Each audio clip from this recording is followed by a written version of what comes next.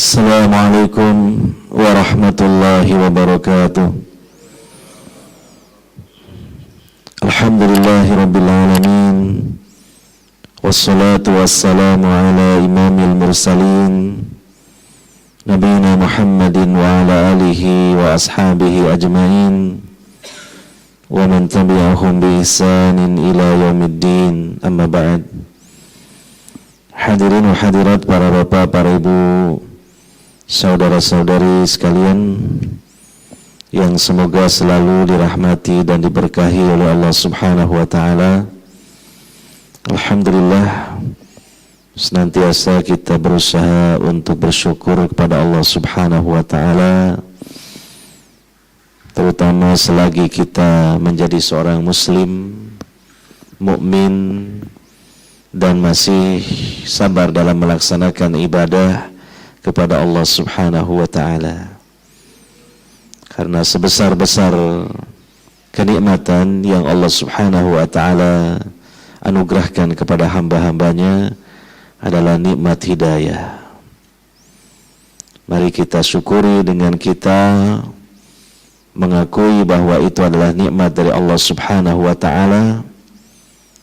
Lisan kita senantiasa kita basahi dengan ucapan pujian sanjungan kepada Allah Subhanahu wa taala, satu-satunya yang memberinya, dan kita jaga hidayah tersebut dengan kita senantiasa mendekatkan diri kepada Allah Subhanahu wa taala, beribadah kepada Allah Subhanahu wa taala, mempelajari hidayah itu sendiri, yaitu Al-Quran dan Sunnah Nabi SAW, dan tiada henti-hentinya kita berdoa kepada Allah Subhanahu wa taala agar Allah senantiasa menjaga hidayah itu di dalam hati kita.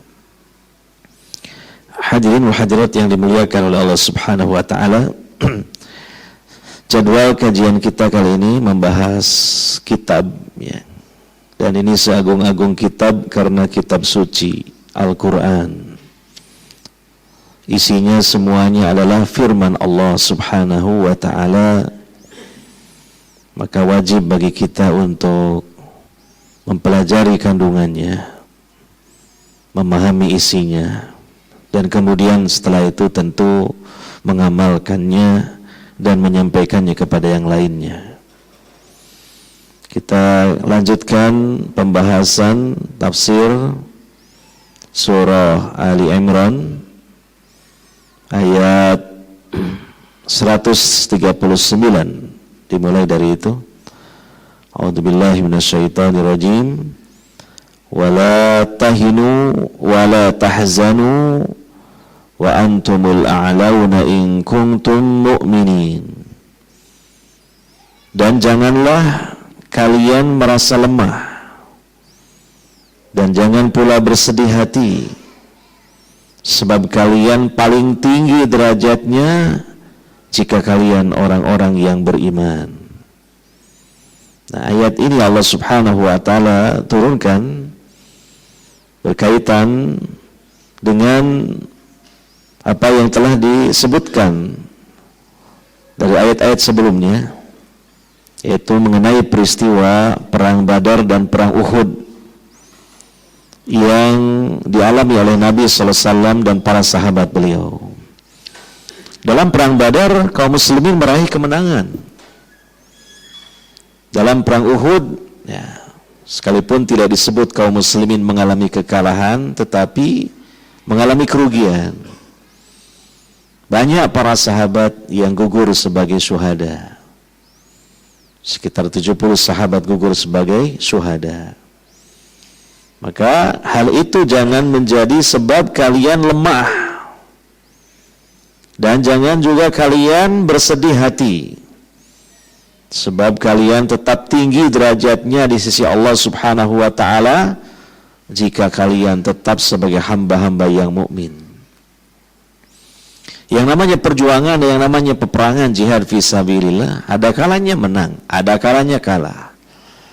Ada kalanya banyak membunuh musuh, ada kalanya banyak dari kalangan kita kaum muslimin yang gugur sebagai syuhada. Yang terpenting adalah tetap menang di atas keimanan.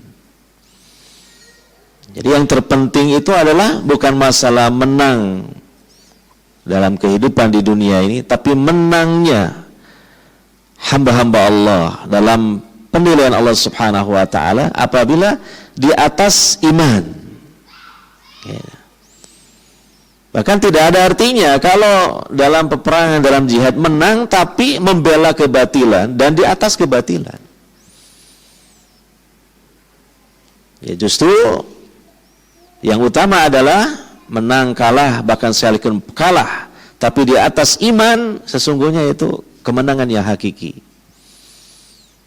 Mungkin seseorang ya, dalam perang jihad fisabilillah, dia dibunuh, dia kalah di dunia, tapi sesungguhnya dia mendapatkan kemenangan pribadi, yaitu mati syahid, mati yang terbaik, dan dia dijanjikan surga dari Allah Subhanahu wa taala di akhirat. Maka dia menang dengan mendapatkan surga. Maka ini sebuah ilmu yang harus menjadi fondasi, ya, menjadi landasan bagi setiap hamba-hamba Allah yang beribadah kepada Allah Subhanahu wa taala, yang berjuang di dalam membela agamanya. Karena patut dipelajari, diilmui, yang kita amalkan, yang kita perjuangan itu apa yang kita cari. Apakah yang kita inginkan, kita ingin mengukir sejarah supaya dikenang oleh generasi sebelumnya? Apakah sekedar itu? Ya, kalau sekedar itu ya banyak tokoh-tokoh dalam sejarah yang mengukir prestasi gemilang dalam hal penaklukan-penaklukan, tapi mereka bukan orang beriman. Sebut saja Alexander Agung the Great, ya, dari kerajaan Macedonia. Itu kan penakluk yang sangat ulung dan ditulis oleh para ahli sejarah. Tapi dia bukan seorang muslim, bukan seorang mukmin. Dia seorang paganis yang menyembah banyak dewa. Kalau masalah dikenang ya dia dikenang. Gitu. Apa yang kita inginkan? Kembali kepada kemenangan yang hakiki itu adalah di akhirat, yaitu selamat dari neraka dan masuk ke dalam surga. Itu sudah kita bahas pada pembahasan sebelumnya. Ya. Faman zuziha 'anil nar wa udkhilal jannata faqad faz wa mal hayatud dunya illa mata'ul gurur. Ya. Maka barang siapa yang diselamatkan dari neraka dan dimasukkan ke dalam surga, itulah kemenangan paling tinggi, itulah kemenangan hakiki. Dan tidaklah kehidupan dunia ini melainkan perhiasan yang banyak menipu. Bahkan tidak ada masalah bagi seorang pejuang Islam seandainya dia tidak dikenal namanya oleh manusia. Dia tidak terkenal di kalangan penduduk bumi, tapi terkenal di kalangan penduduk langit. Ya. Maka sebagaimana yang Allah Subhanahu wa taala sebutkan di sini, kenapa kalian harus minder? Kenapa harus kalian merasa hina dan bersedih hati yang mendalam ketika mendapatkan kerugian dalam peperangan? Ketika seolah-olah kaum musyrikin itu mereka menang. Kalian tetap dalam pandangan Allah berada pada derajat yang tinggi selagi kalian tetap berada di atas keimanan, di atas kebenaran. Ya, wa antumul a'launa in kuntum mu'minin. Makanya dalam sabda Nabi sallallahu alaihi wasallam ketika menyebutkan at-taifah al-mansurah, la tazalu ta'ifatun min ummati dhahirina 'alal haqqi la yadurruhum man khadalahum hatta ya'ti Allahu bi amri. Disebutkan dalam hadis tersebut oleh Nabi sallallahu alaihi wasallam bahwa golongan yang ditolong oleh Allah Subhanahu wa taala itu mereka menangnya apa? 'Alal haqqi. karena di atas kebenaran. Tidak terlalu penting untuk melihat kemenangan-kemenangan yang lain selain itu. Mungkin menang jumlah. Ya, mungkin dalam jihad menang ya karena mengalahkan. Yang paling penting alal haq, di atas kebenarannya itu. Yang diperjuangkan al-haq kebenaran, yang dibela adalah al-haq kebenaran, dan tetap di atas al-haq itu. Itu yang terpenting. Itu penilaian hakiki yang dinilai oleh Allah Subhanahu wa ta'ala. Karena sesungguhnya hakikat dari kehidupan ini bukan di dunia tapi di akhirat. Lal aisha illa aishal akhirat, tidak ada kehidupan kecuali kehidupan akhirat. Hanya kita jangan terlena dan tertipu dengan amaliyah-amaliyah kita yang baik. Karena selagi kita masih di dunia ini, kita belum tahu nasib kita di akhirat seperti apa. Kalau para rasul, para nabi, sebagian dari para sahabat yang telah disampaikan kepada mereka ketika mereka masih hidup menjadi calon-calon penghuni surga, itu jelas mereka nanti akan menghuni surga. Kalau kita ini belum jelas. Apakah kita nanti menjadi penduduk surga atau penduduk neraka? Ya. Maka tetap ya, sekalipun kita sekarang berada misalnya di atas kebenaran, di atas kebaikan, di atas ilmu, di atas amal, di atas dakwah, jangan merasa kita sudah dijamin masuk surga oleh Allah Subhanahu wa ta'ala. Kita beresiko masuk neraka. Maka di samping kita selalu memunculkan dalam hati ini roja akan rahmat Allah, harapan akan rahmat Allah, tapi juga harus dalam hati kita menyisakan kekhawatiran, khauf. Khawatir kalau ujung hidup kita su'ul khatimah. Khawatir hidayah yang sudah Allah berikan kepada kita dicabut kembali oleh Allah Subhanahu wa ta'ala. Dan khawatir di akhirat kita juga masuk ke dalam neraka. Maka gabungkanlah dalam hati kita dua hal tersebut, yaitu roja dan khauf. Roja supaya kita tidak bersedih hati dan terpuruk ya. Dan bisa jadi kemudian kurang mensyukuri nikmat hidayah dan kurang bersemangat dalam ilmu, amal dan dakwah. Tapi juga khauf supaya kita tidak angkuh dan ujub dalam hati kita. Bangga dengan kita di atas ilmu, di atas amal, di atas dakwah. Sesungguhnya ujub itu yang membinasakan kita. Sebagaimana Nabi SAW mengatakan, thalathun muhlika, 3 perkara yang membinasakan. Syukhun muta', kebakhilan yang ditaati. Wa hawan muttaba', hawa nafsu yang diumbar. Wa ijabul mar'i binafsi, dan bangganya seseorang kepada dirinya sendiri. Hendaknya kita kikis sifat ujub dalam hati kita, dan itu tidak mudah. Itu tidak mudah. Sebab terkadang menghinggapi orang-orang yang berilmu, menghinggapi orang-orang yang banyak beramal, menghinggapi orang-orang yang berada di barisan para pendakwah kebenaran, tidak mengembalikan segala kebaikan itu kepada yang memberi, yaitu Allah Subhanahu wa ta'ala sepenuhnya, tetapi mungkin sebagiannya kepada Allah, sebagiannya kepada dirinya sendiri. Ini tidak benar, tidak baik. Iya. Nah, kita renungkan nih ayat ini. Maka kemuliaan seseorang dilihat bukan dari hal-hal fisik dan duniawi, tetapi keimanannya. Oleh karenanya, jangan karena fisik yang kurang merasa hina. Mungkin sebagian di antara hamba-hamba Allah yang ditakdirkan cacat fisiknya, jangan merasa hina. Iya. Ada yang buta kedua matanya ya.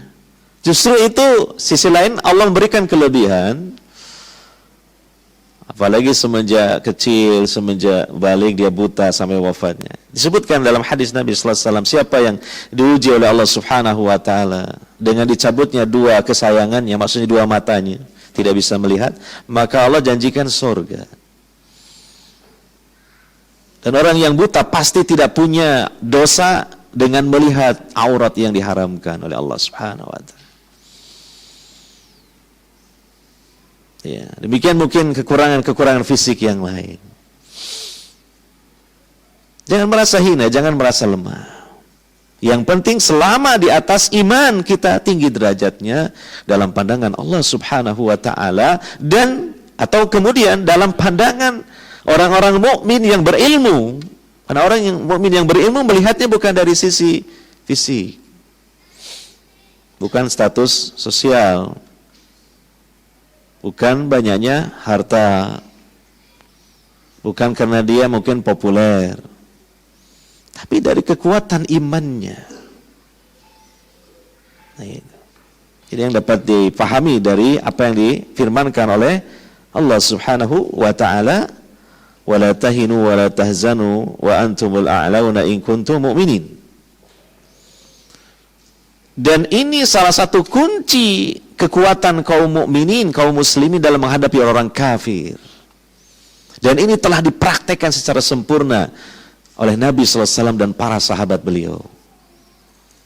Hingga pada akhirnya juga kaum muslimin bisa menaklukkan kekuasaan-kekuasaan yang besar dari orang-orang kafir dan orang-orang musyrik. Terutama puncak-puncaknya kegemilangan ini pada masa khilafah Umar ibnul Khattab. Kaum muslimin dengan kehendak dan juga pertolongan dari Allah Subhanahu wa taala dapat menaklukkan dua negara adidaya ketika itu, yaitu Romawi dan Persia. Maka di antara kunci kesuksesan, keberhasilan, kegemilangan dan kejayaan mereka adalah mereka telah betul-betul sempurna mempraktekkan ayat ini. Wala tahinu wala tahzanu wa antumul a'launa in kuntum mu'minin. Sehingga disebutkan dalam sejarah seorang prajurit muslim yang biasa berada di garis terdepan, di garda terdepan, karena bukan panglima, bukan pemuka sahabat, itu bisa menghadap panglima besarnya orang Persia yang berada di istananya sendirian, naik keledainya itu. Dengan percaya dirinya, dengan keberaniannya. Karena apa? Dia betul-betul mengamalkan kandungan dari diantaranya ayat ini, bahwa di hadapan Allah derajat seseorang itu bukan dilihat dari fisik, bukan dari sisi-sisi duniawi, tapi apa? Keimanan. Seorang muslim mukmin, sekalipun dia orang yang mungkin tidak dianggap oleh kebanyakan orang, tapi ketika berhadapan dengan orang kafir, sekalipun dia raja, sekalipun dia penguasa, maka dalam pandangan Allah seorang muslim mukmin ini adalah lebih mulia. Karena apa? Karena keimanannya. Dan yang dihadapinya adalah seseorang yang Allah tidak berikan keimanan. Gitu. Ini kekuatan yang luar biasa. Iya. Selanjutnya di ayat 140, iyamsaskum qarhum faqad massal qauma qarhum mislu wa tilkal ayyamu nudawiluha bainan nas wa liya'lamallahu alladhina amanu wa yattakhidha minkum syuhada wallahu la yuhibbudz zalimin. Ayat ini masih berkaitan dengan masalah jihad fisabilillah, dan lebih khususnya berkaitan dengan perang Badar dan perang Uhud. Allah berfirman yang artinya, jika kalian mendapatkan luka di perang mana? Di perang Uhud, banyak kaum muslimin yang terluka dan gugur. Bahkan juga Nabi Shallallahu Alaihi Wasallam juga mendapatkan luka yang cukup parah. Ya. Hingga sampai besi ya, yang melekat di pelindung kepala beliau itu karena dipukul, dihantam oleh musuh dengan keras, itu menancap di pelipis beliau. Nah, yang kemudian dicabut oleh seorang sahabat yang mulia, yaitu Abu Ubaidah Amir ibnul Jarrah radhiyallahu anhu. Dan karena beliau tidak ingin lebih menyakitkan dalam mencabutnya, beliau cabut dengan giginya, supaya lebih lembut mencabutnya daripada tangan. Hingga gigi seri beliau pun akhirnya copot juga. Nah, itu menjadi kenangan yang indah bagi beliau, bahwa gigi serinya itu ompong karena dulu menggigit ya, besi yang menancap di pelipis Nabi Sallallahu Alaihi Wasallam. Dan gigi yang dekat dengan gigi taring Nabi juga pecah karena dihantam oleh musuh. Itu di perang Uhud. Hingga Nabi mengeluarkan darah cukup banyak di wajah beliau. Bisa kita bayangkan ini ya, betapa besarnya pengorbanan Nabi SAW ya. Bagaimana beliau seorang Nabi, seorang Rasul, dalam perang Uhud itu wajahnya berlumuran darah, dan di bagian tubuh yang dimuliakan itu di wajah, bukan di bagian yang lain. Ya.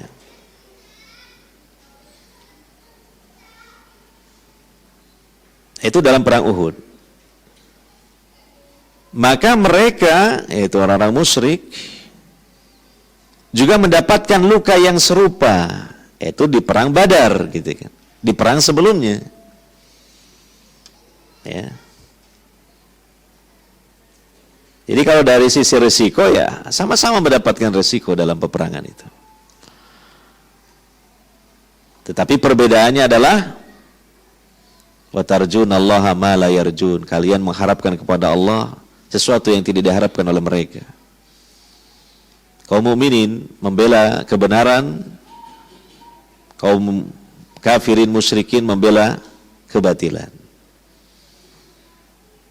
Kaum mukminin mereka menolong agama Allah, kaum kafirin musyrikin membela ajaran syaitan. Kaum mukminin kalau gugur mendapatkan surga, kaum kafirin gugurnya nanti dimasukkan ke dalam neraka jahanam selamanya. Kelihatan dohirnya sama, jauh beda nilainya. Ya. Tapi yang disebutkan di ayat 140 ini ya secara dohir saja. Secara dohir saja itu pun sama, impas. Ya. Kaum mukminin mendapatkan luka dalam perang Uhud, demikian juga mereka kaum musyrikin telah mendapatkan luka di perang Badar. Ya. Wa tilkal ayyam, dan demikianlah hari-hari, nudawiluha bainan nas, kami pergilirkan di antara manusia. Tadawul itu bagian dari sunnatullah. Ya. Kalau kita perhatikan dalam sejarah manusia, Allah menghendaki terjadi tadawul, pergiliran. Ya, sebuah dinasti, kerajaan, ya, ada masa kejayaannya, masa keemasannya, ada juga masa keruntuhannya. Coba kita perhatikan. Dinasti-dinasti muslimin, ya, dinasti Abbasiyah, dinasti Umayyah, ya dinasti Umayyah kemudian mengalami masa keemasan, lalu kemudian surut-surut mengalami kejatuhan, muncul dinasti Abbasiyah, mencapai masa keemasan. Setelah itu juga surut-surut mengalami keruntuhan. Muncul lagi dinasti Utsmaniyah, mencapai masa keemasan. Tapi setelah itu semakin lama semakin redup, akhirnya mengalami keruntuhan. Begitulah yang terjadi. Tadawul terjadi. Bahkan ya dapat kita ambil pelajaran untuk kita ya, secara pribadi. Ada kita masa keemasan, ada masa kejatuhan, itu biasa. Contoh dalam hal usaha bisnis, kita mengalami mungkin bisnis sedang berkembang, sedang maju, omsetnya pesat, ya, penghasilan besar. Tapi kemudian setelah itu semakin surut-surut, akhirnya bangkrut. Nah, itu biasa, tadawul namanya. Ada masa kejayaan, ada masa keruntuhan, gitu. Iya. Dan kalau kita perhatikan ya, apa yang dialami Nabi sallallahu alaihi wasallam dan para sahabat juga terjadilah tadawul ini, pergiliran kehendak Allah Subhanahu wa taala. Ya. Apakah Nabi sallallahu alaihi wasallam dan para sahabat dalam beberapa maghazi, peperangan-peperangan itu selalu menang? Selalu mendapatkan keuntungan? Tidak. Dalam perang Badar menang, dalam perang Uhud bisa dikatakan mengalami kekalahan, mengalami kerugian besar. Ya. Dalam perang Hunain, walaupun jumlah kaum muslimin besar, mengalami kekalahan. Namun yang lain-lainnya Nabi sallallahu alaihi wasallam mengalami kemenangan. Seperti itu, padahal ini di tangan Nabi sallallahu alaihi wasallam. Makhluk yang paling dicintai oleh Allah Subhanahu wa taala, dan doa-doanya pun dikabulkan oleh Allah Subhanahu wa taala. Apalagi yang terjadi pada selain Nabi. Maka ini biasa terjadi tadawul ini. Dan di sini ada hikmahnya, di balik tadawul ini ada hikmahnya. Ya. Yaitu hikmahnya apa? Waliya'lamallahu alladhina amanu. Yaitu Allah agar membedakan orang-orang yang beriman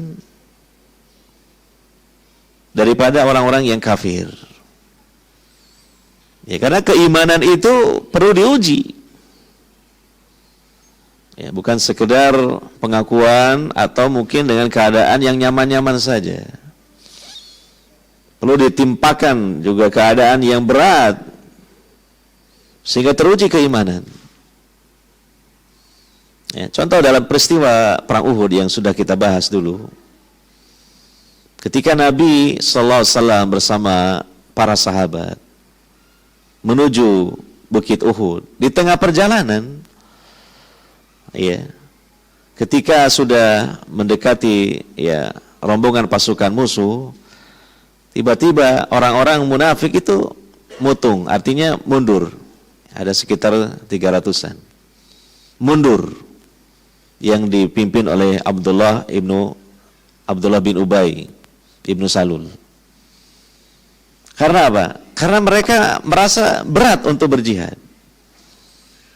Karena mereka sudah membayangkan betapa beratnya resiko berperang. Gitu. Sehingga mereka pilih untuk putar balik, kembali ke Madinah. Gitu. Nah, maka itu ujian seperti itu.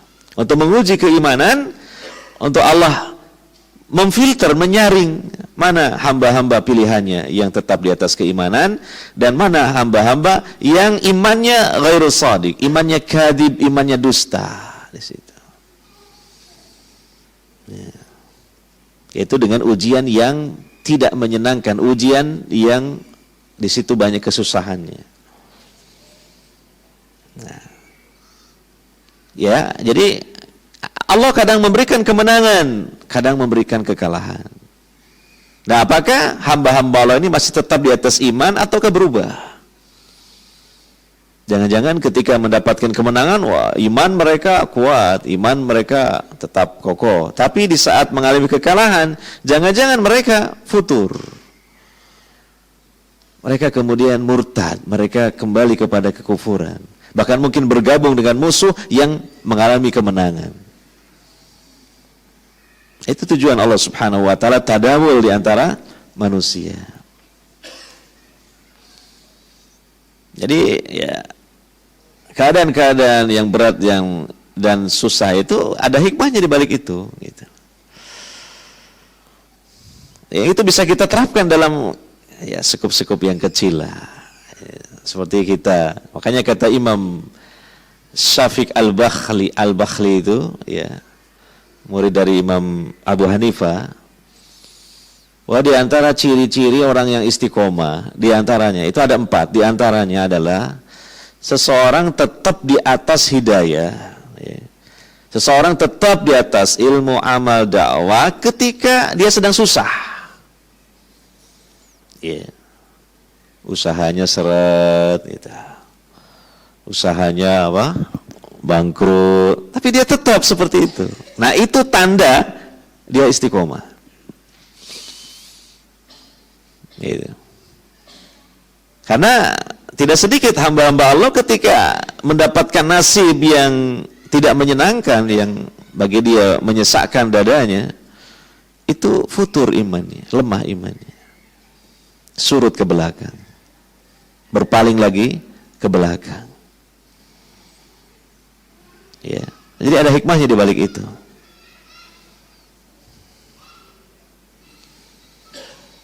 Kemudian yang berikutnya adalah wa yattakhidha minkum syuhada, supaya Allah menjadikan mereka itu sebagai orang-orang yang mati syahid. Gitu. Dalam perang Uhud banyak para sahabat yang terbunuh. Di antaranya sahabat yang mulia dan paman Nabi sallallahu alaihi wasallam itu Hamzah bin Abdul Muttalib, yang dilempar lembing oleh Wahsy yang ketika itu masih musyrik. Maka dengan sebab dia dibunuh, beliau mendapatkan derajat yang tinggi di akhirat.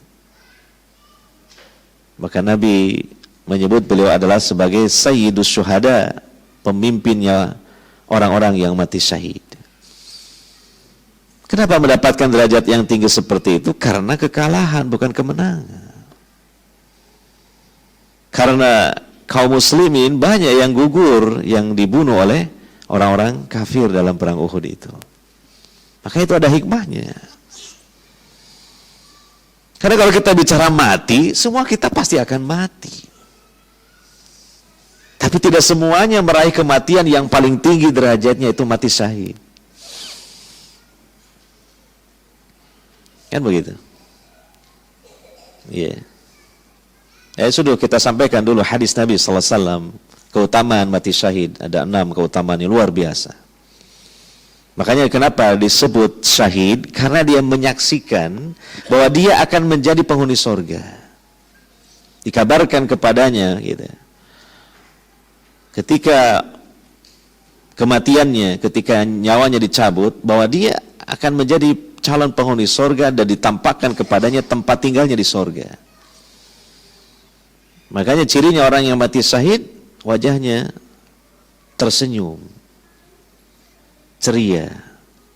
Karena apa? Dia diperlihatkan oleh Allah Subhanahu wa taala tempatnya di surga. Makanya disebut syahid, artinya menyaksikan. Kemudian dia dinikahkan dengan 72 bidadari di surga. Tidak ada orang selain itu yang dinikahkan oleh Allah dengan bidadari sebanyak itu. Belum lagi kalau dia membawa istri dari dunia yang juga mukminah dan masuk surga, apalagi istrinya mungkin 4 itu. Jadi berapa? Nah, biarkan para ummahat cemburu, enggak apa-apa. Cemburu dalam hal yang baik. Iya. Karena kalau di surga itu tidak ada kecemburuan, beda dengan di dunia. Kalau di surga ada kecemburuan berarti ada suasana yang susah di surga kalau begitu. Nggak ada di sana kesusahan sama sekali. Ya. Nah, itu hikmahnya, gitu. Ya kita tidak mengharap-harap peperangan, ya, tidak mengharap-harap. Tapi kalau memang ditakdirkan begitu, ya siapkan penerapan ilmunya, gitu. Ya, seperti yang terjadi di Palestina. Negerinya dijajah oleh orang-orang yang jelas kafir, bahkan orang-orang kafir yang disebutkan dalam banyak ayat Al-Quran, yaitu Yahud. Secara dahulunya kan, di sana kok begitu ya, mengerikan, carut marut dan sebagainya. Tapi di balik itu ada hikmahnya, ada keberkahannya. Di sana menjadi ladang yang subur, munculnya para syuhada. Ya, Bahkan mati syahid yang tertinggi itu mati syahidnya karena jihad fisabilillah, peperangan. Karena ada mati-mati syahid yang lain juga, tapi derajatnya di bawah itu. Contoh, seorang mukmin kalau dia dirampok, ya, kemudian dia membela hartanya, kemudian dia dibunuh oleh perampok, dia mati syahid. Man mata duna malihi fahuwa syahid. Siapa yang mati membela hartanya, mati syahid. Kalau mau, tapi tidak wajib. Ya, kalau mau dia mungkin ya merasa punya kekuatan, ya. Dia juga punya perhitungan, dia juga mungkin ya punya keahlian dalam bidang ilmu bela diri, gitu. Kok di tengah jalan dicegat orang, diminta paksa sepeda motornya gitu loh. Ya. Nyawa atau harta itu kan gitu, nodong, nyawa atau harta, pilih mana? Jangan pilih atau, ya, pilih atau aja biar bingung, itu namanya kocak namanya, nyawa atau harta kan gitu. Kalau kamu pilih nyawa, ya motormu kamu serahkan. Kalau pilih harta, ya berarti nyawa yang akan ya menjadi sasarannya gitu. Nah, misalnya ya kita punya keberanian dan bisa terukur mungkin ya dilawan gitu. Kemudian sampai misalnya kita yang mati, ya itu matinya mati syahid dalam hukum Islam ya. Kalau hukum positif saya nggak tahu lagi ya. Hukum positif di negeri kita. Tapi dalam hukum Islam gitu, orang dirampok itu ada hadisnya masalah itu. Ya, kalau kita dirampok, ya, kemudian kita melawan, mempertahankan harta kita, andaikan kita dibunuh, kita mati syahid. Kalau kita membunuh dia, kita nggak berdosa. Gitu. Atau kematian-kematian lain yang dinilai syahid, tapi syahidnya di bawah kalau gugur dalam medan jihad fisabilillah, peperangan, persenjataan. Ya. Seperti misalnya seorang wanita yang melahirkan, lalu kemudian dengan sebab itu dia meninggal dunia, itu kan mati syahid. Bisa babil wiladah, disebabkan karena melahirkannya, mati syahid. Termasuk seseorang yang mati karena didolimi, dia mukmin didolimi, mati syahid. Gitu. Tapi yang paling tinggi derajatnya adalah yang mati syahid dibunuh oleh musuh dalam kancah peperangan jihad fi sabilillah ini. Ya, jadi begitu. Jadi ya istilahnya, istilah dari kalangan ya para pejuang muslim, iskariman au mutsyahidan. Kalau hidup ya mulia karena mengalahkan musuh ya. Kalau mati pun apa? Syahid. Nah, ini yang menggetarkan hati orang-orang kafir gitu. Kekuatan ini, kekuatan ruhiyah, kekuatan spiritual ini. Ya. Tapi tentunya juga jangan konyol, artinya pokoknya saya nggak bawa senjata kalau perang, supaya cepat mati, kan mati syahid gitu. Kalau ada musuh juga ya kita diam saja, malah kita persilakan, monggo kalau dibunuh mawon loh. Nggak ada sunnahnya seperti itu dari Rasul, Nabi, para sahabat, para mujahid, tidak ada. Justru harus dengan mengerahkan segala kekuatan, ketangkasan, bahkan tipu daya. Tipu daya itu boleh dalam peperangan. Al-qital, kata para ulama, al-qital al-khida. Peperangan itu tipu daya. Iya. Ya, contohnya Khalid bin Walid itu dalam perang Mu'tah ya, melawan Romawi, 30.000 personil muslimin melawan 200.000, berapa kali lipat coba. Maka beliau melakukan khida gitu. Ya dioper apa namanya, sayap kanan dengan sayap kiri. Di hari ini sayap kanan di sebelah ini, sayap kiri sebelah ini. Besoknya dirubah posisinya. Musuh menganggap, wah ini dikirimkan pasukan baru ini. Gitu. Karena wajah-wajahnya beda dengan yang kemarin. Nah, ini makan tipu daya, tidak masalah. Karena al-qital al-khida. Gitu. Ya. Demikian juga dalam perang Yarmuk. Kaum muslimin datang dari berbagai arah dengan berombongan-berombongan secara berkelompok-kelompok tidak langsung. Dan sambil pedang-pedang mereka itu ditusukkan ke pasir lalu diangkat sehingga bertaburan pasir kemana-mana sehingga musuh menganggap wah ini pasukan besar ini sampai pasirnya mengepul ke angkasa gitu. Padahal itu tipuan saja. Ya, dan ya harus sabar, ulet gigi melawan musuh. Nah kemudian kalau menang alhamdulillah, kalau kalah mati ya itu mati syahid begitu. Iya. Ya itu hikmahnya ya, adanya tadawul artinya berkaitan dengan jihad peperangan fisabilillah. Ada kalanya kaum muslimin menang, ada kalanya kalah gitu.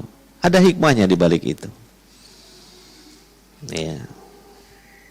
Wallahu la yuhibbud dhalimin, dan Allah tidak mencintai, menyukai hamba-hambanya yang zalim.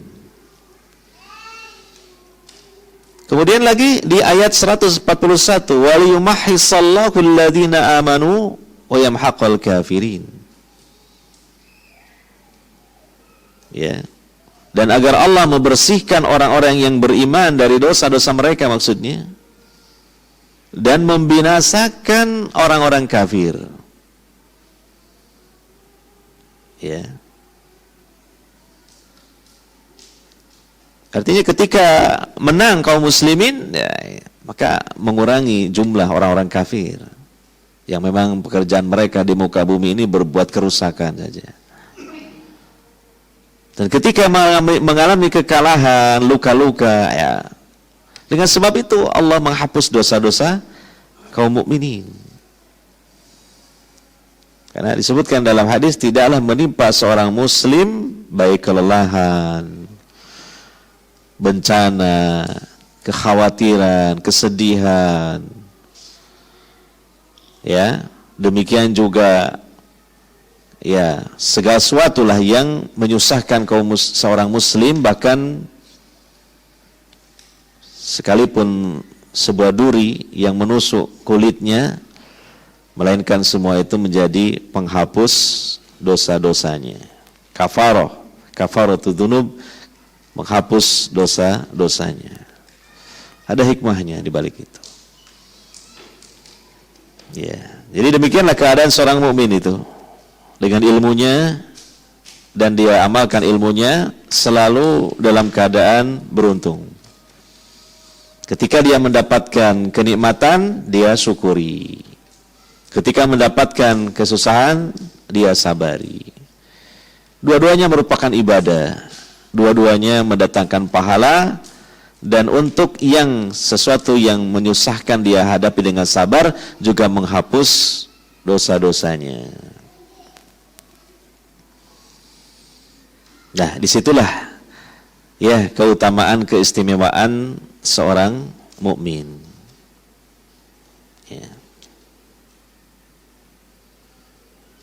Kemudian di ayat 142, am hasibtum an tadkhulul jannata walamma ya'lamillahu alladhina jahadu minkum wa ya'lamas sabirin.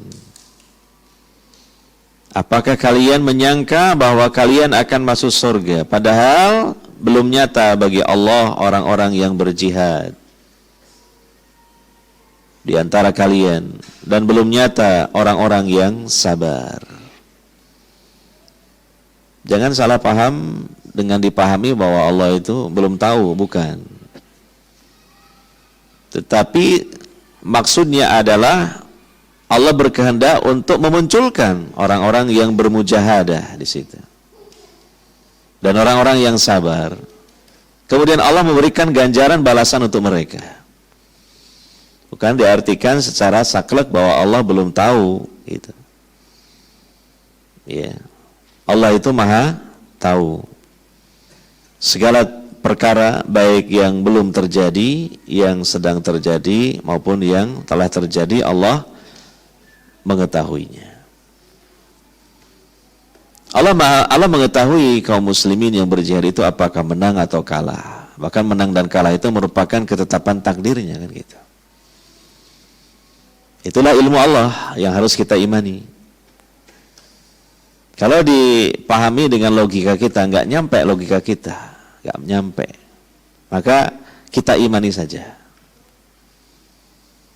Ya, kalau dipikir-pikir, masa iya mengetahui sesuatu padahal sesuatu itu belum terjadi. Nah, itu ilmu kita makhluk. Kalau ilmu Allah tidak seperti itu. Bahkan sebagian dari ilmu Allah yang Allah tuangkan dalam kitab takdir, yaitu Allahul Mahfuz, disebutkan dalam hadis sahih riwayat Imam Muslim, Allah menetapkan takdir segala sesuatu di alam semesta ini 50.000 tahun sebelum Allah menciptakan langit dan bumi. Ya, perkara-perkara yang besar, perkara-perkara yang kecil, peristiwa-peristiwa yang besar maupun peristiwa-peristiwa yang remeh, itu Allah sudah tahu. Ya, sangat detail ilmunya Allah Subhanahu wa ta'ala. Allah tahu di majelis ini siapa yang memperhatikan sama yang tidak, siapa yang membuka matanya, siapa yang tidur, Allah tahu itu. Nah, makanya yang tidur langsung dibuka matanya. Nah, itu pun Allah tahu juga itu sebelum kejadian itu.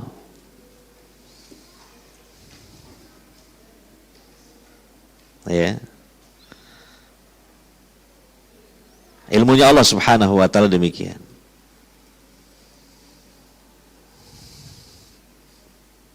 Makanya kita beriman kepada takdir itu tidak akan benar kecuali kita diantaranya mengimani ilmu Allah seperti itu.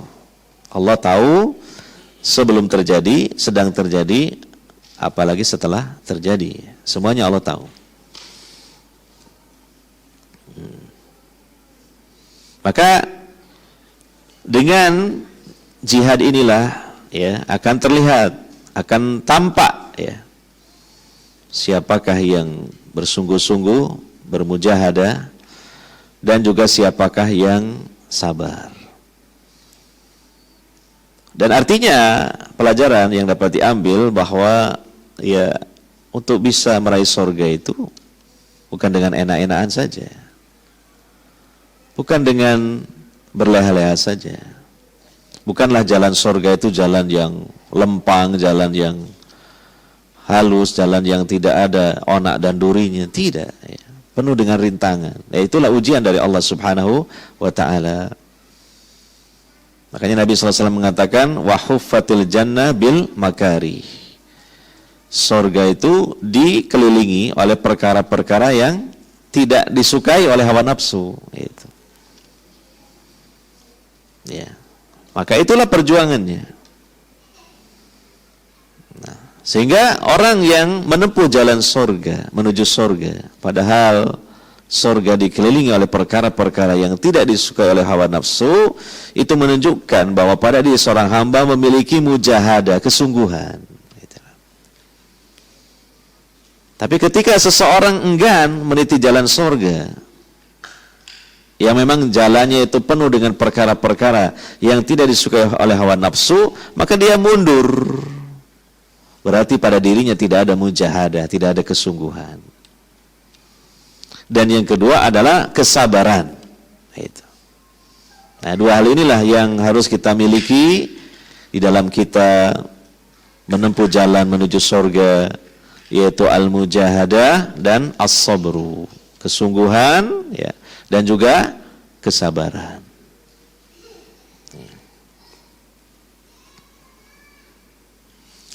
Ayat selanjutnya, ayat 143, walaqad kuntum tamannawnal mauta min qabli an talqau faqad ra'aytumuhu wa antum tanzurun. Ya. Dan kalian benar-benar mengharapkan kematian, maksudnya mati syahid, sebelum kalian menghadapinya. Maka kalian sungguh telah melihatnya dan kalian telah menyaksikannya. Ini berkaitan dengan para sahabat dulu sebelum mereka berjihad, ya, bertemu dengan musuh dalam rangka memerangi mereka. Mereka berkeinginan untuk melakukan itu. Mereka berkeinginan untuk berjihad, bertemu musuh, lalu kemudian membunuh atau dibunuh. Sehingga kalau dibunuh, mereka mendapatkan syahadah, mati syahid. Nah, kata Allah, sekarang inilah buktinya, sekarang inilah perwujudannya dari keinginan kalian itu. Artinya ingat-ingat keinginan kalian dulu. Jangan kemudian dulu kepingin, bercita-cita, berperang melawan musuh supaya mati syahid. Ketika waktunya datang untuk berperang melawan musuh, kalian malah lemah semangat dan mundur ke belakang. Itu. Jadi dapat dibayangkan ini ya, keinginan-keinginan dari para sahabat yang menghendaki mati syahid. Kemudian saat itulah terjadi ya dalam perang Uhud. Gitu. Di mata mulai anak-anak panah dilesatkan, mulai tombak-tombak yang tajam dilemparkan, dan pedang-pedang yang tajam berkilatan menyambar-nyambar leher. Itu sebab-sebab kematian itu. Karena dalam hadis Nabi mengatakan annal jannah fi dilalis suyuf, surga itu berada di bawah naungan pedang. Ya, artinya secara makna bahwa itu menjadi sebab seseorang mati syahid, dan mati syahid itu janjinya adalah surga dari Allah Subhanahu wa taala. Tapi kalau mengikuti dari ketakutan, perasaan, mengerikan kan gitu, mengerikan itu. Dapat dibayangkan tatkala dua kelompok manusia berhadapan ya, untuk siap-siap saling membunuh, saling menyerang. Nah, saat itulah teruji di situ keimanan, cita-cita untuk mati syahid di situ. Dan dapat kita saksikan itu dalam sejarah ya.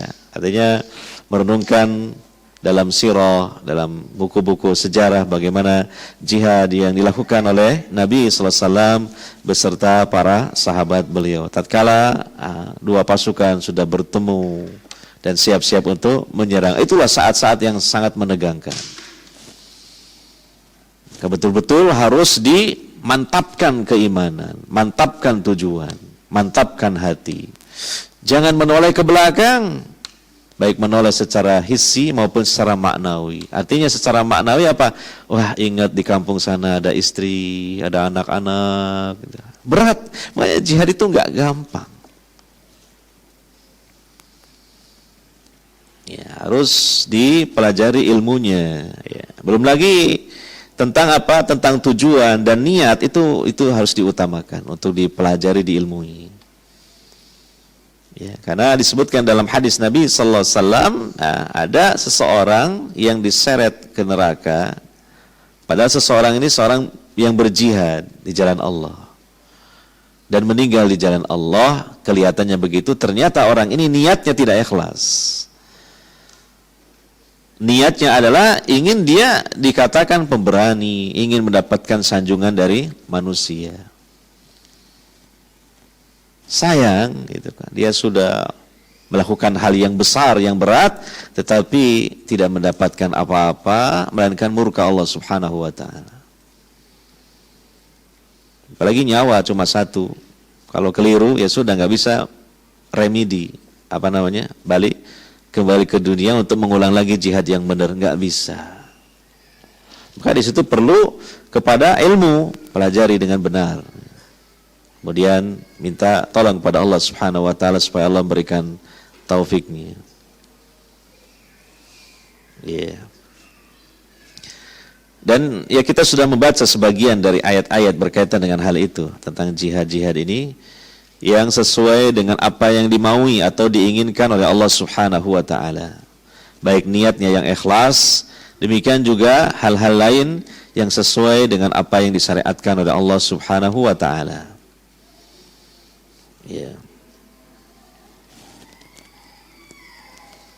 Sudah datang waktu Isya, kita mungkin dengarkan dulu dikumandangkannya adzan Isya di masjid ini, dan mungkin nanti kita sampaikan atau lanjutkanlah mungkin 1 atau 2 ayat setelah itu. insyaallah.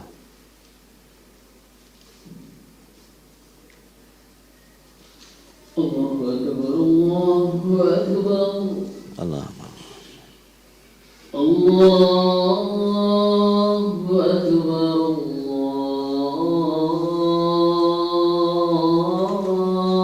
Allahu Akbar. Allahumma.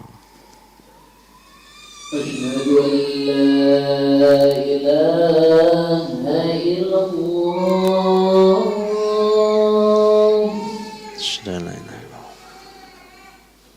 أشهد أن لا إله إلا الله.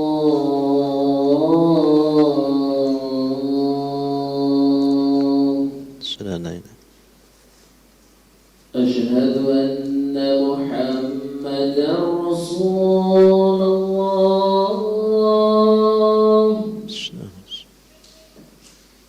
أشهد أن محمدا رسول الله.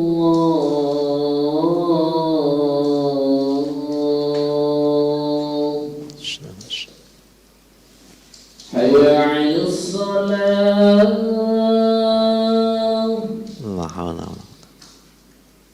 حي على الصلاة.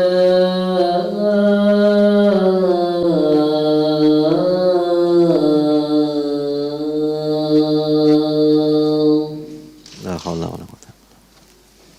حي على الفلاح. لا حول ولا قوة. حي على الفلاح.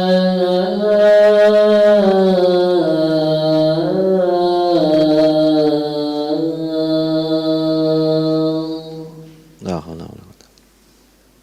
الله أكبر، الله أكبر. اللهم لا إله إلا الله.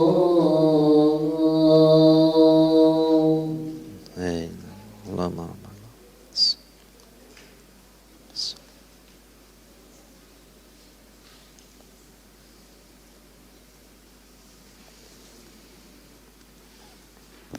Alhamdulillahirabbil alamin wassalatu wassalamu ala nabiyil karim Muhammadin wa ala alihi washabbihi ajmain. Amma ba'd. Ayat selanjutnya 144. Wa ma Muhammadun illa rasul qad khalat min qablihi ar-rusul afa imma ta'aw qutilan qalabtum ala aqabikum wa man yanqalib ala aqibaihi falan yadurrallaha syai'a wa sayajzillahu syakirin. Dan Muhammad hanyalah seorang rasul. Sebelumnya telah berlalu para rasul. Apakah jika dia mati atau dibunuh, kalian berbalik ke belakang, maksudnya murtad. Barang siapa berbalik ke belakang, maka dia tidak akan merugikan Allah sedikit pun. Allah akan memberi balasan kepada orang-orang yang bersyukur. Ayat ini diturunkan secara khusus tatkala terjadi perang Uhud. Ketika perang sedang berkecamuk, ya, maka ada seorang musyrik yang mendekat Nabi, Ibnu Qami'ah, dan memukul Nabi dan melukai kepala Nabi. Setelah itu dia pergi lalu berteriak, "Aku telah membunuh Muhammad." Gitu. Maka sebagian pasukan Muslim ini goncang mendengar hal itu, bahwa Nabi Muhammad telah dibunuh, meninggal dunia, gitu kan. Dan juga di situ orang-orang munafik semakin goncang mereka, hati mereka, karena mereka menyangka bahwa kalau memang dia seorang nabi, tidak mungkin matinya dibunuh dalam peperangan. Ya, sampai ada sebagian dari kaum muslimin yang ingin kemudian merapat mendekat minta perlindungan kepada tokoh musyrikin yaitu Abu Sufyan ketika itu. Ya. Nah, ketika terjadi kegaduhan seperti itulah maka Allah Subhanahu wa taala menginginkan supaya hati kaum mukminin menjadi teguh dan mantap. Diturunkanlah firman Allah Subhanahu wa taala pada ayat ini. Tentunya melalui lisan Nabi sallallahu alaihi wasallam. Tidaklah Muhammad itu melainkan seorang rasul. Sungguh telah berlalu sebelumnya rasul-rasul. Ya, artinya sama-sama Nabi Muhammad SAW itu rasul sebagaimana juga rasul-rasul sebelumnya. Dan kalau Nabi Muhammad SAW ditimpa sesuatu semacam dibunuh dalam peperangan, tahu juga ada beberapa rasul yang dibunuh. Gitu. Ya. Kita sudah membahas tentang kejahatan Bani Israel.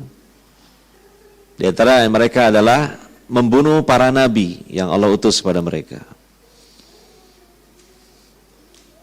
Ya.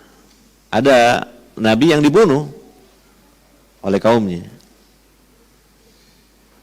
Maka seandainya pun Nabi sallallahu alaihi wasallam dibunuh dalam peperangan, dalam perang Uhud, maka itu bukanlah hal yang mustahil, artinya bukanlah hal yang kemudian membuat goncang keimanan. Kok nabinya meninggalnya dibunuh dalam peperangan? Nah, itu tidak, kalaupun terjadi tidak masalah. Tetap saja terus berjuang, terus saja berjihad. Gitu. Ya. Maka apakah kalau dia atau Nabi sallallahu alaihi wasallam itu meninggal atau dibunuh, lalu kalian berbalik ke belakang, murtad karena hal itu? Ya. Dan ini pada kenyataannya ya terjadi ketika Nabi sallallahu alaihi wasallam wafat, ya. Orang-orang yang imannya lemah, termasuk juga orang-orang munafik, mereka murtad setelah wafatnya Nabi sallallahu alaihi wasallam. Makanya kemudian perkara ini dibereskan oleh Khalifah Abu Bakar As-Siddiq dengan diperangi mereka itu. Ya.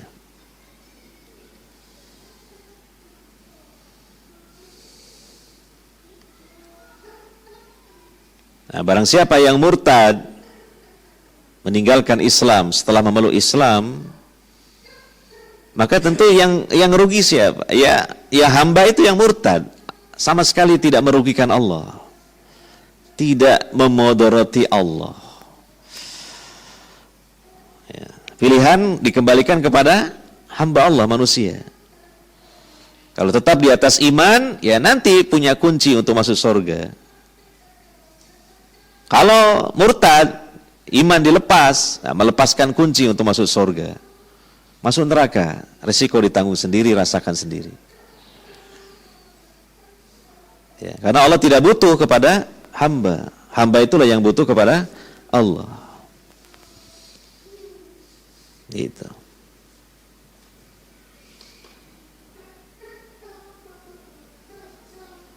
Jadi ada istilah misalnya, apa yang sudah kamu sumbangkan untuk Islam? Itu sebenarnya kan Islam nggak butuh kita, atau Allah tidak butuh kita. Ya kita yang butuh dengan Islam ini. Ya. Andai saja seluruh manusia tidak ada yang beriman, tidak kurang-kurang Allah punya makhluk-makhluk yang lebih banyak lagi jumlahnya daripada manusia, yang mereka semuanya beriman. Siapa? Para malaikat. Malaikat itu jumlahnya jauh lebih besar daripada seluruh jin dan manusia. Karena ketika di padang mahsyar nanti, jin dan manusia dikumpulkan, lalu dikelilingi oleh malaikat yang semacam ring 1, ring 2, sampai ring 7. Dari para penghuni 7 lapis langit itu. Ya. Dan jumlahnya jauh lebih besar para malaikat. Nah, itu disebutkan dalam Al-Quran, waja'a rabbuka wal malaku sofang sofa.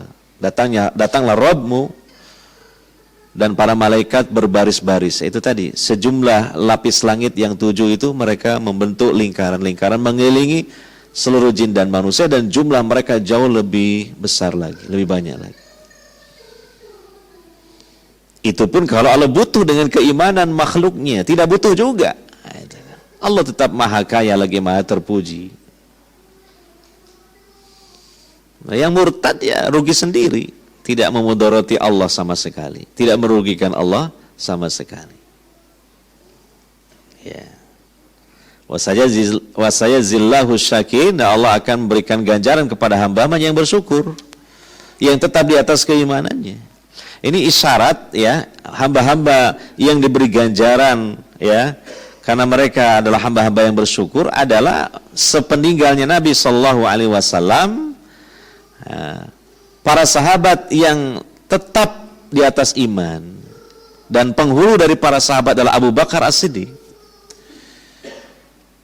Bahkan dialah yang kemudian ya memerintahkan untuk memerangi orang-orang murtad, dan sebagainya. Mereka juga hanya bertaubat dan kembali lagi ke pangkuan Islam. Maka yang dimaksud dengan hamba-hamba yang bersyukur ini para sahabat Nabi, terutama penghulunya siapa? Abu Bakar As-Siddiq. Dan berkaitan dengan ayat ini juga disebutkan dalam kitab Sahih Al-Bukhari tentang peristiwa wafatnya Nabi Sallallahu Alaihi Wasallam. Begitu Nabi SAW wafat dan beritanya tersiar di kalangan para sahabat goncang. Betul-betul merasa sedih, terpukul hati mereka kehilangan sosok yang sangat mereka cintai. Para sahabat yang sangat dekat dengan Nabi SAW juga demikian. Utsman bin Affan, itu kan dia adalah sahabat yang dari awal-awal dakwah Nabi beliau menyambut dakwah Islam. Banyak mengimpakkan hartanya untuk perjuangan Islam. Dan satu-satunya sahabat yang menikahi 2 putri Nabi SAW. Maka beliau digelari dengan Dzun-Nurain, si pemilik 2 cahaya. Menikahi Ummu Kulthum dan Ruqayyah. Itu disebutkan oleh para ahli sejarah, ketika Nabi SAW wafat, Utsman ini bingung seperti orang yang linglung. Seperti dia tidak melangkah ke sana kemari, seperti tidak ada tujuan yang jelas. Gitu. Karena betul-betul merasa kehilangan Rasulullah Sallallahu Alaihi Wasallam. Demikian juga apalagi Umar bin Khattab ini muncul sikap kerasnya. Dia berteriak kepada para sahabat yang lain, siapa yang mengatakan Nabi Muhammad SAW wafat, saya akan tebas tangannya. Rasulullah SAW itu hanya pergi sebagaimana Musa pergi sementara waktu meninggalkan Bani Israel selama 40 hari. Koncang ketika itu. Nah, datanglah Abu Bakar As-Siddiq menaiki kudanya dari rumahnya dan mendekati kerumunan para sahabat. Disinilah kelebihan keutamaan Abu Bakar As-Siddiq dari seluruh para sahabat Nabi yang lainnya. Padahal sahabat Abu Bakar As-Siddiq ini yang paling dekat dengan Nabi SAW. Harusnya dia yang paling goncang hatinya. Dalam artian tidak bisa mungkin mengendalikan emosinya. Tapi beliau tenang dan bisa menenangkan para sahabat yang lainnya. Beliau turun dari kudanya, kemudian mendekati jenazah Nabi SAW yang ketika itu ditutupi oleh kain hibarah, kain yang ada corak-corak, yang ada garis-garisnya. Kayaknya ya dalam tuntunan merawat jenazah itu ya sunnah saja bahwa 7 lapis kain itu salah satunya kain hibarah. Tapi tidak wajib, itu sunnah saja. Kain yang apa? Bergaris-garis itu. Antara warna putih terus ada hitamnya gitu. Bisa di lapisan yang pertama atau kedua atau yang ketiga. Kalau kita ingin mempraktekkan memakaikan jenazah dengan kain hibarah, mungkin sebaiknya di lapisan yang pertama atau kedua, jangan yang ketiga. Khawatir masyarakat awam tidak paham itu, kemudian salah persepsi. Ini kok kain kayak seperti ini, kayak wong loro aja di kayak selimut kok yang ini. Kan mirip gitu ya, kain selimut orang sakit itu. Makanya kan penjelasan para ulama, yang penting pakai kain hibarah, bisa diletakkan di paling bawah atau di tengah. Lapisan pertama atau kedua, yang paling atas ya kain kapan warna putih gitu. Supaya tidak memicu ya salah persepsi, karena tidak semua orang memahami perihal ini gitu. Iya, Nabi ditutupi kain hibarah lalu disingkap oleh Abu Bakar As-Siddiq, dikecup keningnya dan beliau menangis, menunjukkan kesedihan juga. Kemudian beliau mengatakan kepada Umar bin Khattab, Umar bin Khattab itu sudah mondar-mandir dan disebutkan di situ beliau mengeluarkan banyak keringat dari seluruh tubuhnya, menahan emosinya, ya, perasaannya yang meluap-luap. Abu Bakar As-Siddiq mengatakan, Umar, duduk kamu, disuruh duduk.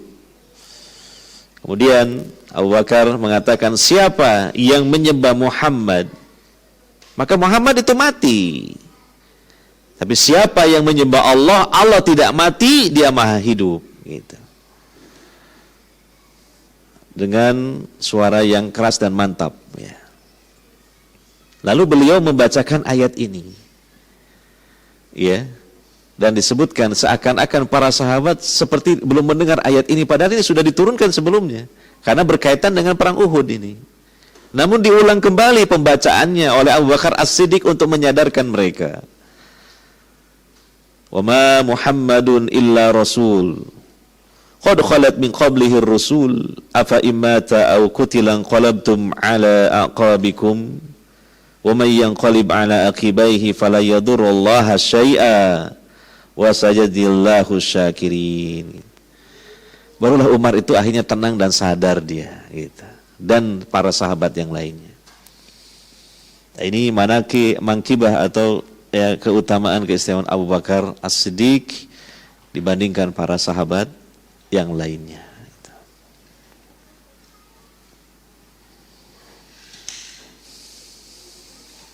Ya tentunya ya banyaklah hikmah-hikmah pelajaran-pelajaran dari ayat-ayat ini ketika membahas tentang jihad, ya, peperangan yang dilakukan oleh Nabi sallallahu alaihi wasallam dan para sahabat beliau, terutama dalam perang Badar dan perang Uhud itu.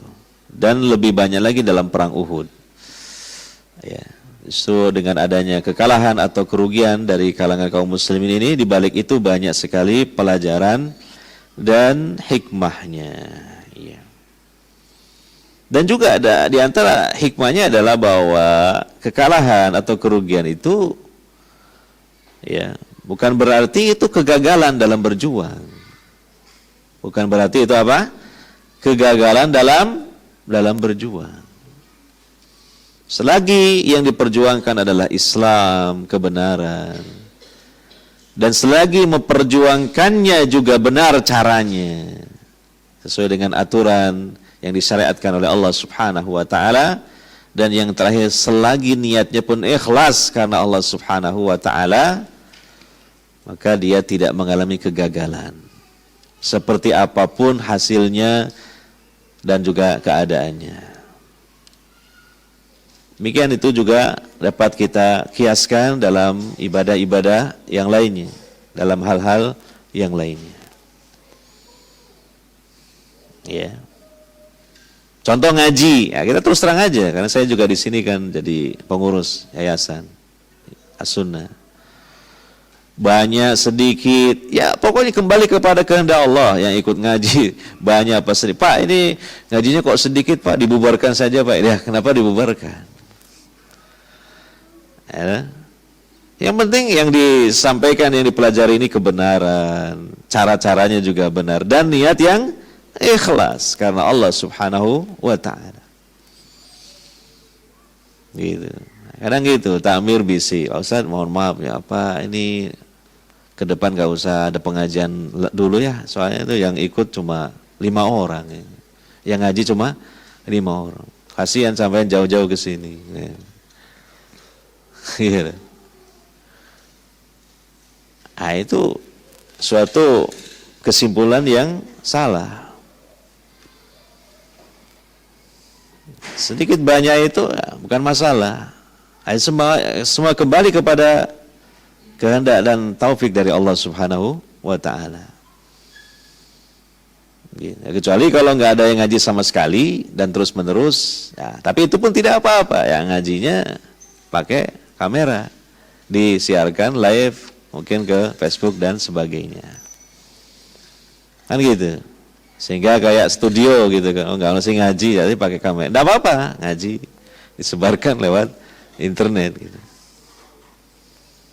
Ini gitu, iya. Nah, misalnya Pak, setelah saya teliti, nggak ada yang hadir di internet, nggak ada yang ngasih apa, subscribe atau apa yang namanya itu, follower, gitu. Nah, kalau kita boleh menyampaikan pendapat, ya terserah takmirnya. Cuma kalau kita, ya tidak apa-apa. Nanti pengajian kita terdokumentasikan. Siapa tahu nanti ada yang membukanya, walaupun bukan di waktunya live, gitu loh. Ya kan? Gak bisa live ketika waktunya mengaji, tapi setelah itu pasti ya ada buka-buka YouTube dan sebagainya. Nemu ini ya, saya buka saja. Mungkin begitu. Gitu. Oh Pak, mungkin juga nggak ada yang kayak gitu. Ya tidak apa-apa, nanti mungkin anak cucunya lah, kita sudah mati dibuka. Oh ini ada, ini dibuka. Kita nggak tahu.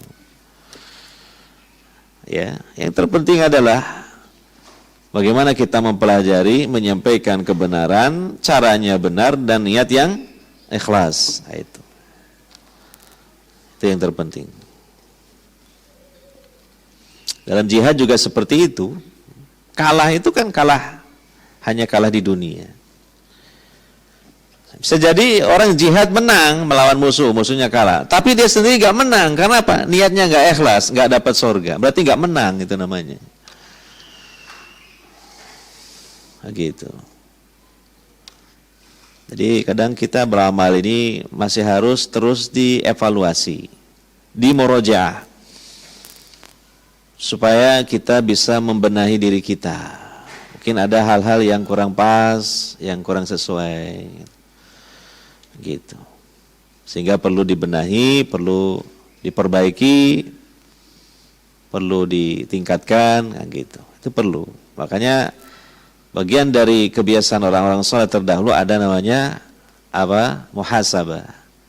Menghisab diri sendiri. Orang Jawa bilang tenger-tenger, ya. Merenungkan apa yang sudah dia amalkan, apa yang sudah dia ucapkan, ya, untuk kemudian kalau memang kebaikan ya disyukuri, diharapkan supaya diterima oleh Allah. Kalau keburukan ya segera taubat, istighfar kepada Allah Subhanahu wa ta'ala. Nah, mungkin yang baiknya pun juga perlu ditelaah lebih dalam lagi. Mungkin ada hal-hal yang meragukan dari sisi tuntunannya, perlu ditanyakan kepada orang yang berilmu. Ya, atau mungkin kurang ikhlasnya, maka ke depan harus diperhatikan keikhlasan. Karena ikhlas itu lebih sulit daripada melakukan amal itu sendiri. Ya. Ikhlas itu. Ya, amalan zahir itu lebih mudah daripada amalan batin gitu. Amalan hati ini yang paling berat. Contoh antum sholat, ya, nanti sholat isya berjamaah. Kalau zahirnya itu insya Allah lebih mudah. Gerakannya sesuai sifat sholat Nabi, bacaannya sesuai dengan sifat sholat Nabi. Apakah hatinya sesuai dengan sifat sholat Nabi? Nah, itu lain lagi. Menyangkut dua hal. Pertama ikhlas, yang kedua khusyuk. Nah, itu. Ini saja mungkin yang dapat kita bahas, kita pelajari. Semoga bermanfaat. Dan semoga kita yang ikut hadir dalam kajian kitab, ya, kitab suci Al-Quran, mendapatkan pahala yang besar karena kita membahas kalamullah, ya, dan juga mendapatkan tambahan-tambahan ilmu, nasihat dan juga hikmah. Subhanakallahumma wa bihamdika asyhadu an la ilaha illa anta astaghfiruka wa atubu ilaik. Wassallallahu ala nabiyyina Muhammadin wa ala alihi wa sahbihi ajmain. Wassalamualaikum warahmatullahi wabarakatuh.